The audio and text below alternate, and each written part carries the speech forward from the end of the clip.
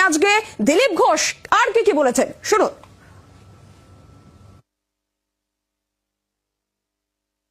ওকে অনেক লোক বলাচ্ছে, কারণ তার নিজের কোনো বুদ্ধি নাই, তো তার বউ বলেছে, আমি বলিনি।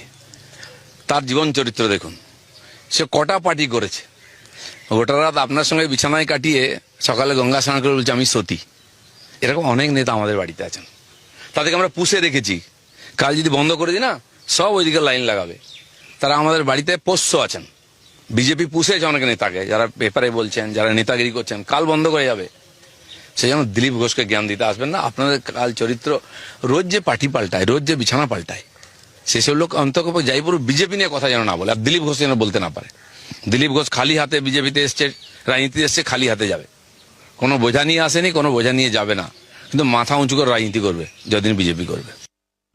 আমরা সৌমিত্র খাঁর প্রতিক্রিয়া নেব, টেলিফোন লাইনে রয়েছেন উনি আমাদের সঙ্গে। সৌমিত্র বাবু, কি বলবেন আজকে দিলীপ ঘোষ আপনাকে নিয়ে যে মন্তব্য করেছেন, আপনি কি বলতে চাইবেন? উনি একটা রাজ্য সভাপতি ছিলেন, এখন তার যদি মতিভ্রম হয় সেটা তো আমার কিছু বলার নেই, কারণ ওনার বাংলার ভারতীয় জনতা পার্টিতে এখন উনি ক্লোজ চ্যাপ্টার। তাই বেশি কিছু বৃদ্ধ মানুষকে বেশি কিছু আর বলছি না, শুধু এটুকুই বলবো যে আগামী দিনে সাংসারিক জীবন সুখে থাকুন, কাটান, সকালবেলায় মর্নিং ওয়াক করুন, দয়া করে ভারতীয় জনতা পার্টি ক্ষতি করবেন না।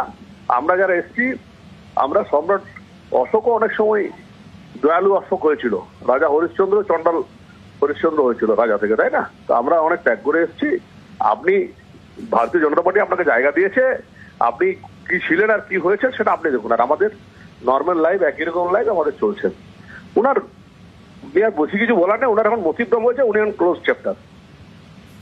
ধন্যবাদ আপনাকে। সৌমিত্র খাঁ বিজেপির সাংসদ ছিলেন, দিলীপ ঘোষ ক্লোজ চ্যাপ্টার সৌমিত্র খাঁ বললেন। কিন্তু গতকালও দিলীপ ঘোষকে বেনজির আক্রমণ করেছিলেন সৌমিত্র খাঁ। বাঁকুড়ায় দিলীপ ঘোষকে ঢুকতে না দেওয়ার হুঁশিয়ারি দিয়েছিলেন বিষ্ণুপুরের বিজেপির সাংসদ। গতকাল কি বলেছিলেন শোনাবো।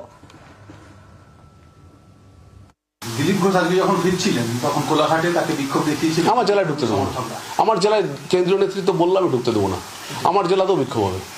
একটা উপাংতীয় লোককে, শুভেন্দু অধিকারীকে সবসময় দোষ দেবে, সৌমিত্রকে দোষ দেবে, আমার জেলাতে যদি ঢোকে, বাঁকুড়া জেলায় যদি ঢোকে, আমি তুমুল বিক্ষোভ দেখাবো। ওসব লোককে আমি ঢুকতে দেবো না। আমি তো এমপি ছিলাম 2014 থেকে 2019, তার আগে এমএলএ ছিলাম, পঞ্চায়েত মেম্বার ছিলাম।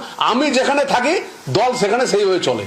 আর দলকে নরেন্দ্র মোদীকে দেখে এসেছি, অমিত শাহকে দেখে এসেছি। আমি অমিত শাহজির সাথে রাজনীতি করে কথাবার্তা বলে এসেছি, আমি কোনো মন্ত্রী হওয়ার জন্য আসিনি। আর মন্ত্রী তো ছিনিয়ে নেবো যেদিন পারবো, ওইসব আমি ব্ল্যাকমেল করি না।